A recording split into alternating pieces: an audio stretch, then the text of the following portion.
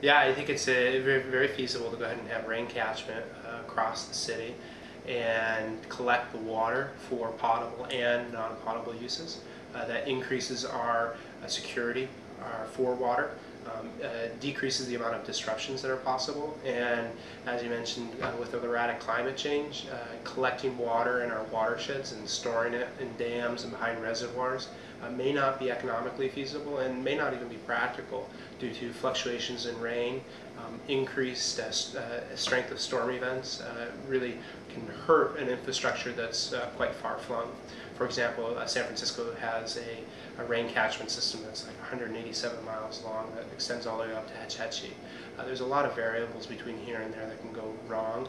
The pipe itself is an 80-year-old steel riveted pipe that breaks every now and again and probably continue to, despite the $4 billion we're spending on rehabilitating. So increasing our water security is extremely possible with rain catchment. And collecting the water for potable uses is very similar to non-potable. You want to make sure you have the right materials throughout. So the roof area that you're collecting, you want to make sure that that is not leaching hazardous chemicals into the water. The pipes that we use are all NSF certified, and the tanks particularly have either the appropriate linings on them or are rated for fit for human consumption. Those are the main two things. And then from there, that water, the only difference between a rain catchment system for a non-potable and a potable system would be a set of particle filters, standard household water filters, and a UV light to go ahead and really make sure that you've treated any of the possible pathogens. And then that can be pressurized and added to your city, your home and or city water supply system.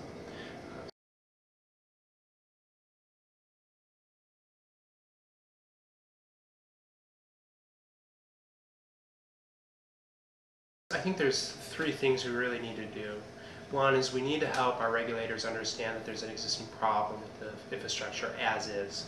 We have to educate and bring our officials up to speed with kind of the modern environmental movement and make sure that their eco-literacy, their understanding of ecology and how utility infrastructure relates to that. We really want to help them get very clear on our motivations for appropriate technologies and why we're implementing them.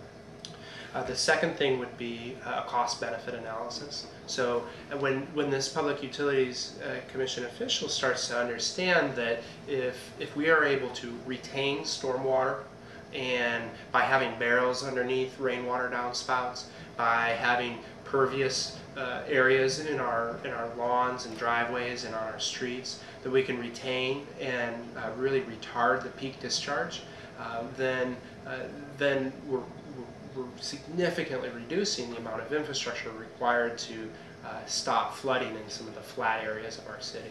So that's the other one, is really make sure they see that. And then the third part would be public pressure saying, hey, you know, if you don't understand the ecology of it and you don't understand the economics of it, please understand that we want this as part of our city because it makes it a green, it makes it more enjoyable to live here, and can really start to increase the value of our city and our city life. I understand because currently these are extremely new systems and kind of hard to understand why they need to be put in place.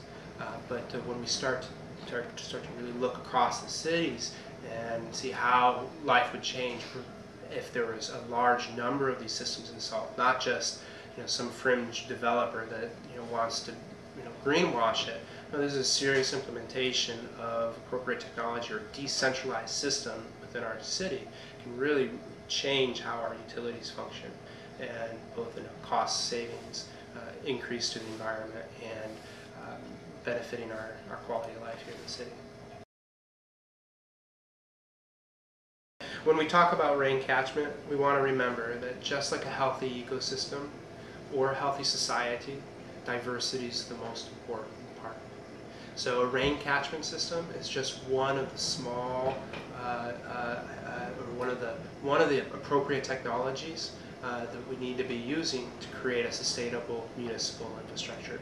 So rain catchment coupled with solar panels, coupled with green roofs and wind generation and gray water systems and black water systems and stormwater runoff and detention areas and localized food production. All of a sudden, all these diverse appropriate technologies creates a larger whole that can work much more harmoniously together.